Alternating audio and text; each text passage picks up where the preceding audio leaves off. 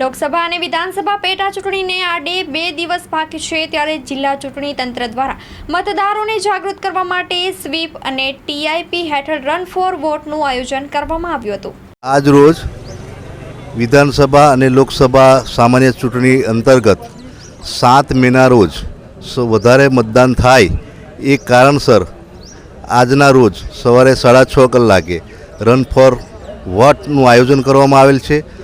આ આયોજનમાં police department, અમારા તલાટી કમ મંત્રીશ્રીઓ, અમારું રેવન્યુ ડિપાર્ટમેન્ટ, અમારા તલાટી, બીએલઓ, સુપરવાઇઝર તમામ લોકો અત્રે હાજર છે। 7 મેના રોજ લોકશાહીના પર્વ અને લોકશાહીના સૌથી મોટા ઉત્સવ એવા ચૂંટણી પ્રક્રિયામાં 7 મેના રોજ વાઘોડિયા વિધાનસભા અને લોકસભાની ચૂંટણીમાં વધુમાં વધુ મતદાન થાય અને લોકો મતદાન માટે જાગૃત થાય અને પોતાનો મતાધિકાર ઉપયોગ કરે તેના માટે રન ફોર વોટ કે રન ફોર વોટ મતલબ કે તમે પોતાનો મતાધિકાર ઉપયોગ કરો, જેટલું બને એટલું વધુમાં વધુ મતદાન થાય એવા શુભ આશયથી આજે વાઘોડિયા ખાતેથી એક રેલીનું આયોજન, દોડનું આયોજન કર્યું છે તાલુકા પંચાયત કચેરીએથી અને લોકોને જાગૃત કરવા માટે કે વધુમાં વધુ લોકો મતદાન કરે।